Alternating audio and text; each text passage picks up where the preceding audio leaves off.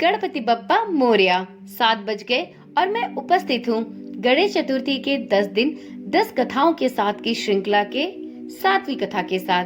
मित्रों, यदि आप गणेश चतुर्थी के 10 दिनों तक गणपति बप्पा की पूजा पूरे विधि विधान के साथ करते हैं तो आपको विघ्नहर्ता गणेश भगवान की असीम अनुकंपा प्राप्त होती है।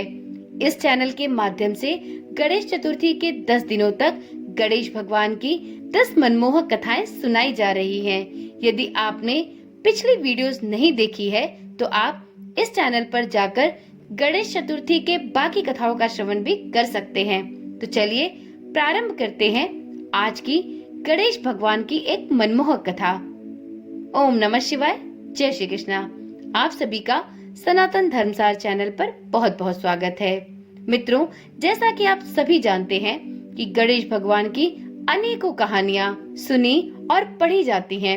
इसी श्रृंखला में आज की कहानी एक बूढ़ी मालिन की है जो बहुत ही गरीब और बेसहारा थी। तो चलिए सुनते हैं गणेश भगवान और एक मालिन की कहानी। एक बार एक नगर में एक मालिन रहती थी। उसके पति चल बसे थे। उसका एक 4 साल का पुत्र था। उसकी सास बहुत ही कठोर हृदय की स्त्री थी। वह अपनी बहू को बहुत कष्ट दिया करती थी। एक दिन सास ने अपनी बहू और पोते को घर से निकाल दिया। वे दोनों रोते हुए चलते चलते एक जंगल में जा पहुँचे। वहाँ एक बड़े पेड़ के नीचे बैठ गए। वहाँ से थोड़ी ही दूर पर एक गणेश जी का मंदिर था। वहाँ बहुत लोग गणेश जी के दर्शन करने आते थे। दर्शन करके गणेश जी को प्रसाद चढ़ाते थे। फिर वह प्रसाद सबको बांट देते थे। इस प्रसाद से ही माँ बेटी का गुजारा होने लगा। दोनों गणेश जी की पूजा पाठ में लग गए। एक दिन उन्होंने सोचा क्यों न हम भी जंगल से फूल लाकर बेचे।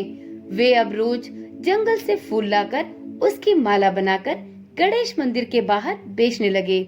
साथ में पूजा की सामग्री और प्रसाद भी बेचने लगे। इससे दिनों दिन उनकी आमदनी बढ़ने लगी। गणेश जी की कृपा से उनकी आमदनी इतनी बढ़ने लगी कि उन्होंने एक मकान और एक दुकान तक बना लिया।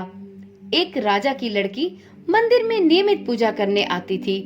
मालिन के बेटे को देखकर राजकुमारी उस पर मोहित हो गई और उससे विवाह करने की ठान कर बैठ गई। उसने अपनी भाभी से अपने मन की बात कही। भाभी तो बहुत अनुभवी थी। उसने कहा, यह तो मालिन का बेटा है और आप एक राजा की बेटी हैं। यदि आपने उस मालिन के बेटे से विवाह किया तो आपकी बहुत बेइज्जती होगी और साथ में राजा जी भी क्रुद्ध होंगे। पर राजकुमारी ने अपनी भाभी की एक न सुनी और अपनी बात पर ही अड़ी रही। उसने कहा, मैंने तो प्रतिज्ञा कर ली है कि मैं जब भी विवाह करूंगी उसी मालिन के बेटे से करूंगी। भाभी ने घर जाकर सारी बात राजा और संपूर्ण परिवार वालों को बता दी। राजा ने अपनी पुत्री के हठ को देखकर उसके प्रेम में वशीभूत होकर इस विवाह के लिए मना नहीं किया और विवाह के लिए तैयार हो गए। उन्होंने बड़े धूमधाम से अपनी बेटी का विवाह मालिन के बेटे के साथ कर दिया। मालिन ने विवाह के बाद सबसे पहले अपने बेटे और बहू को गणेश जी के मंदिर में ले जाकर गणेश भगवान की पूजा पाठ और विधिवत आरती करवाई और गणेश जी का आशीर्वाद नए जोड़े को दिलवाया। इसके बाद पूरे नगर में यह बात आग की तरह फैल गई कि गणेश जी की पूजा करने से सब दुख कष्ट दूर हो जाते हैं। यह बात सुनते ही नगर के सभी लोग अब मंदिर में जोर शोर से आने लगे। मालिन और उसके बेटे की बिक्री अब और बढ़ गई। उधर उसकी सास के बुरे दिन आ गए। अन्नदाता उससे रूठ गए और वह अब भूखों मरने लगी। एक दिन वह रोती धोती उसी गणेश जी के मंदिर में आ पहुंची। वहाँ वह मालिन के बेटे से बोली, बेटा मैं भूखी हूँ, मुझे रोटी और कपड़ा दे दो। इसके बदले मैं तुम्हारा सारा काम कर दूंगी। लड़के को उस बूढ़ी माँ पर दया आ गई और उसने अपनी दुकान पर काम पर रख लिया। उसने अपनी दादी को नहीं पहचाना। जब एक दिन मालिन दुकान पर गई तो उसने अपनी सास को पहचान लिया और सास से बोली, सासू माँ आप यहाँ कैसे? सास ने पोते की तरफ इशारा करके कहा, मेरी इस सेठ के यहाँ नौकरी लग गई है। बहू बोली, यह आपका पोता है और यह घर भी आपका है, यह दुकान भी आपकी है। जब आपने हमें घर से निकाला तब गणेश जी ने हमारी रक्षा की, हमारा लालन पालन विघ्नहर्ता गणेश जी ने ही किया। बहू की बात सुनकर सास रोने लगी।